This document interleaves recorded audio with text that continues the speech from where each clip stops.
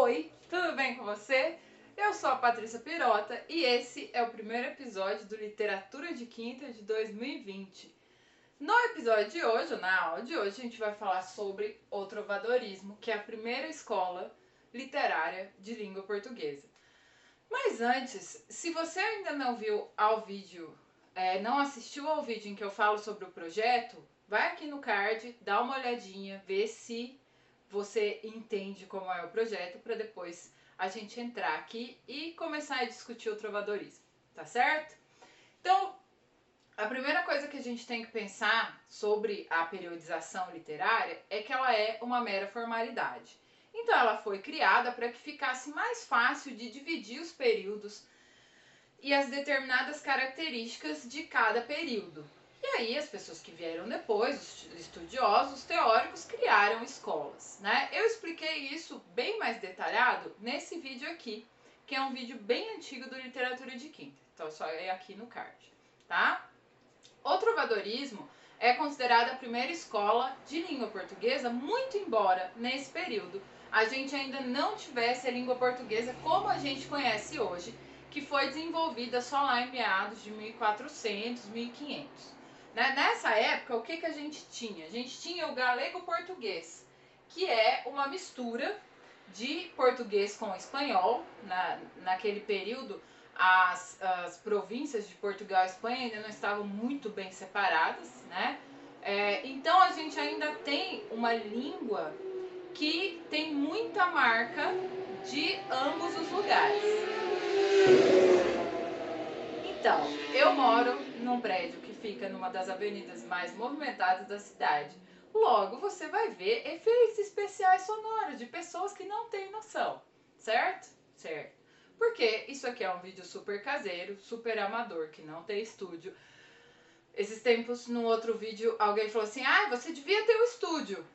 Aham, você tá pagando a mensalidade da aula? Não, então, né? Enfim. Então, eu tenho que entender que, assim, tem muito aluno que fala: ai, que saco, eu não consigo entender nada do que tem lá. Talvez seja porque seja uma língua bem diferente da que a gente fale. Só que hoje em dia, nos vestibulares, eles já não estão colocando mais os poemas trovadorescos, né, do período do trovadorismo, na sua língua original, que é o galego-português, ou se eles colocam, eles estão colocando ou uma traduçãozinha, ou a pergunta não tem necessariamente a ver com o enredo, com aquilo que está no poema, tá? Então fica tranquilo, eu não estou entendendo nada, tá tudo bem, ninguém está entendendo, não é? Então a primeira coisa que a gente tem que pensar quando eu falo escola literária no contexto sócio-histórico. Ah, mas por que eu preciso estudar o contexto sócio-histórico? A literatura é uma expressão do ser humano. O ser humano é um produto do seu tempo. Então vocês vão observar que em todos os episódios do Literatura de Quinta eu vou começar falando sobre o contexto histórico.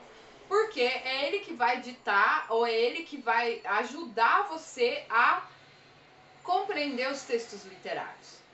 Então, se eu não entendo o que estava se passando naquele período, é muito provável que eu não seja capaz de entender o texto.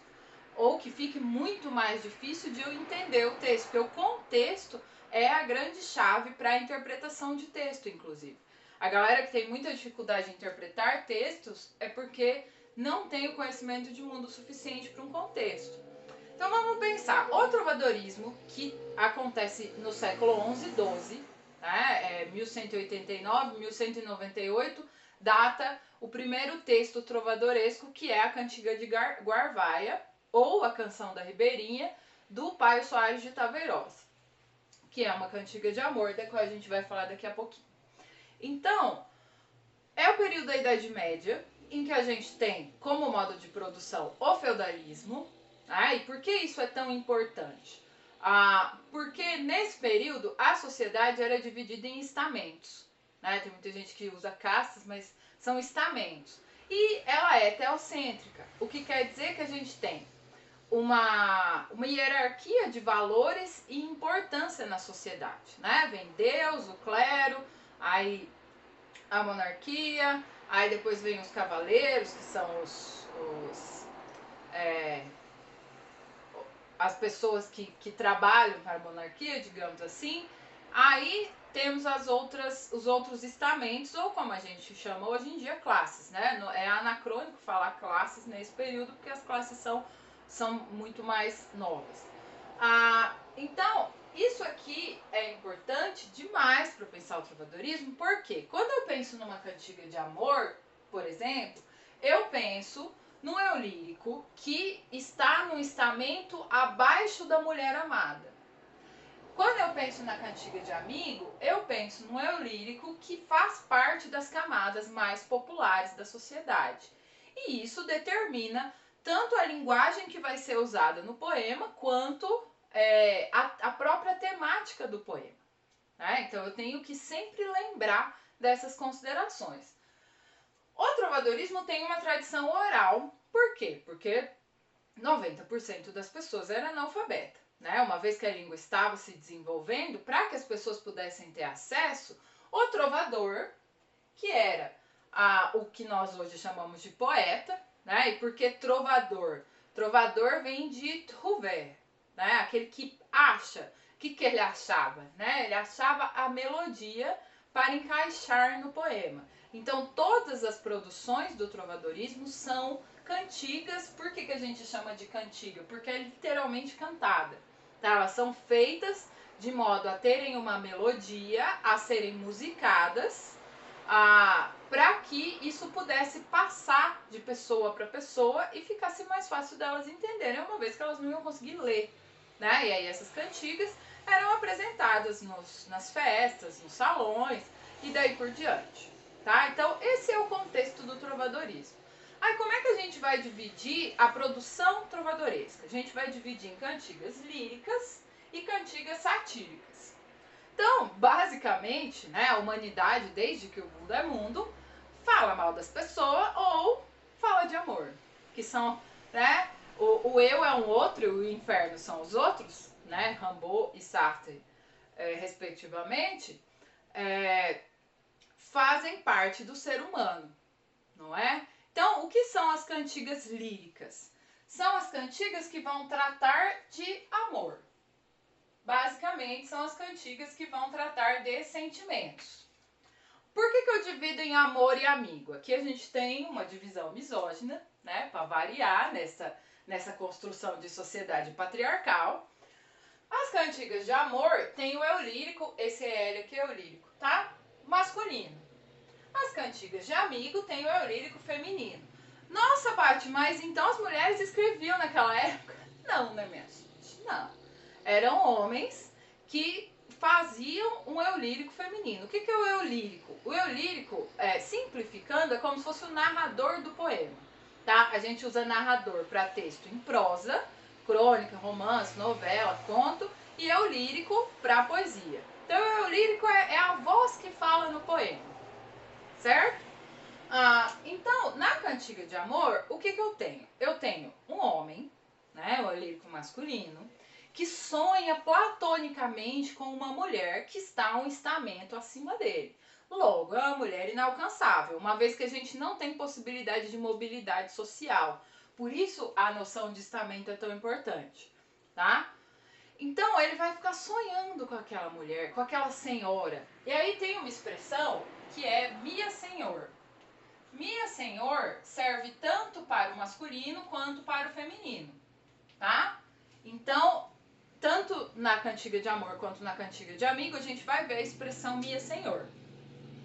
Na cantiga de amor, a gente tem a coita, não é coito, é coita amorosa. O que é a coita amorosa? É aquilo que a gente tá vendo nessas lives aí de sertanejo, tudo, que é a sofrência, minha gente. A coita é o sofrimento. Então, fica lá o homem chorando, sofrendo, né, por uma mulher idealizada, incrível, que ele nunca vai poder ter. E aí a gente tem uma diferença muito importante. Na cantiga de amor não rola interação física entre o eu lírico e a mulher amada. Na cantiga de amigo rola interação física entre o eu lírico e o homem amado, tá? E aí também na cantiga de amor a gente tem o que é chamado de vassalagem.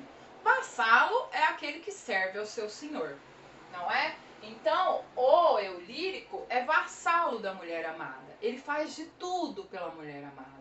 Ele se joga, ele é daquele que pega o casaco, joga na pocinha de lama para ela não pisar na lama, sabe?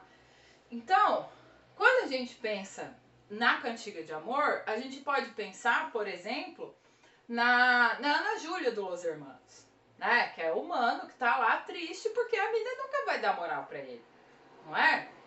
É. Quem te vê passar assim por mim não sabe o que é sofrer.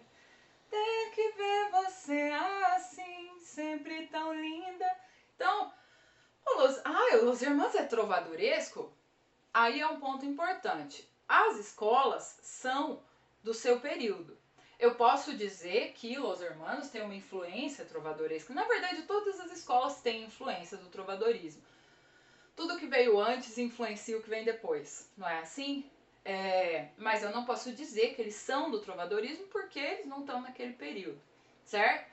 E aí, quantas mais músicas vocês conseguirem pensar aí do eu lírico masculino, ou seja, do homem, sofrendo por uma mulher que ele nunca vai ter e nunca teve, tá? Essa é uma diferenciação importante, porque na cantiga de amigo, eu tenho uma mulher que está com saudades do seu amado, que ou sumiu ou deu no pé, ou foi para a guerra, né, as cruzadas daquele período, os homens iam para as cruzadas e tal, e nunca mais voltou. Então ela tá lá, no meio da natureza, sempre tem a natureza na cantiga de amigo, tá lá reclamando de saudade, ou pra mãe, ou pras amigas que estão ali na beira do tejo, né, lavando roupa, ou pra natureza. Tem uma cantiga de amigo que sempre cai no vestibular, que é Flores de Verde Pinho, em que ela pergunta, onde está o meu amado? Né? Na cantiga de amigo, ela já teve ali um vucu-vucu com o cidadão. Então ela sente saudade disso. E aí a gente tem muitos exemplos. Eu acho que muito mais exemplos da cantiga de amigo no cancioneiro brasileiro, né, do que da cantiga de amor. Então se eu pegar lá o clássico sertanejo, né, ainda ontem chorei de saudade, relendo a carta, sentindo o perfume, e daí por diante. Ou então, agora sumiu, né? A hora que eu preciso, some os exemplos das músicas. Então, ó, e agora, que faço eu da vida sem você? Você não me ensinou a te esquecer. Você só me ensinou a te querer e te querendo, daí por diante. Então, todas as músicas de sofrência que a pessoa tá lá com saudades, né? E hoje o que eu encontrei me deixou mais triste, e daí por diante. São exemplos de cantiga de amigo. Mas espera, é um homem cantando. Tá, mas perceba que as outras características são mantidas. Aí uma característica muito importante de diferenciação é que na cantiga de amor nós temos uma estrutura muito mais formal, né, muito mais provençal, ou seja, dos estamentos considerados socialmente superiores, enquanto na cantiga de amigo a gente tem uma estrutura muito mais popular. Então é muito mais oral. A gente tem o refrão, o paralelismo, que são características da fala. A cantiga de amigo é muito mais popular, enquanto a cantiga de amor é muito mais o que hoje a gente pode chamar de erudito. Né? Não é um conceito da época, mas a gente pode colocar ali como substituto, certo? A cantiga satírica vai ser dividida em escárnio ou maldizer. A cantiga de escárnio é aquela em que a gente fala mal, mas não dá processo. Então, eu tô falando mal dos outros, mas não falo o nome. Eu falo milagre, mas não falo santo. Na cantiga de maldizer, eu falo o milagre e xingo o santo. Então, é como se fosse assim, na de escárnio, eu falo, você sabe quem. Você sabe quem está voltando. Na cantiga de maldizer, eu falo, Voldemort está voltando. Então, aqui a gente tem uma crítica velada. É a ironia, aquela coisa que assim, você fala, mas não dá pra entender de cara, entendeu? Não dá processinho. É um negócio que fica ali, né, subentendido. Na de mal dizer, elas eram agressivas porque elas usavam muitas palavras de baixo calão, né, usavam muito palavrão, e elas criticavam abertamente as pessoas mesmo, falavam o nome das pessoas todas. Normalmente, as cantigas de mal dizer e de escárnio são cantigas que criticam a construção teocêntrica, né? Ou elas vão falar dos indivíduos da igreja que não performavam a moral que era cobrada pela igreja, ou seja, dos padres e dos representantes, né, eclesiásticos, ou elas falam muito das prostitutas, ou daqueles que são considerados os representantes do povo. Ou seja, a cantiga satírica é basicamente o Twitter, né? A lírica também é o Twitter, mas essa aqui é principalmente o Twitter, né? A gente fala mal dos outros, às vezes a gente fala o nome, às vezes a gente dá uma indiretinha. Então, o que é importante lembrar é essa diferença. Ó, o escárnio é disfarçadinho, é o você sabe quem, e a de mal dizer é aberto mesmo, tô falando mesmo, se quiser processo, né? E aí a gente tem, no final do trovadorismo, quase chegando no humanismo, as novelas de cavalaria. Para a língua portuguesa, elas não são tão importantes quanto o ciclo bretão, que são as histórias do rei Arthur, né? Então, para a literatura inglesa, as novelas de cavalaria são um ponto fundamental da construção literária deles. Mas no nosso, elas não são assim tão relevantes. Então, acabei nem colocando aqui. E é isso. Esse é o trovadorismo, né? Agora, toda vez que você escutar uma sofrência, você se lembre que você não é o único que está sofrendo, que as pessoas sofrem há séculos e séculos, seja porque a mulher não dá mole, ou o homem não dá bola, ou enfim, não é? E a gente fala mal dos outros séculos e séculos também. Espero ter contribuído para o seu conhecimento. Se você tiver algum apontamento sobre o que eu não falei aqui, você acha muito importante, principalmente se você for professor de literatura, por exemplo, e você quiser compartilhar com as pessoas, coloca aqui nos comentários. Vamos usar os comentários de uma forma bacana, né, de compartilhamento de conhecimento, de discussão saudável de possibilidades teóricas. Afinal de contas, o YouTube é primordialmente para isso, né? Vamos deixar essa coisa de vou usar meu tempo para criticar as pessoas só porque é um esporte. Talvez não seja uma coisa muito interessante, mas cada um sabe da sua própria vida. A gente se vê na semana que vem com o humanismo e um dos meus autores favoritos, que é o Gil Vicente. Não se esqueça de que o mapa mental mais completo está lá no meu Instagram, o link está aqui embaixo. E eu espero vocês na próxima quinta para mais um episódio do Literatura de Quinta. Muito obrigada pela companhia, um beijo e até a próxima!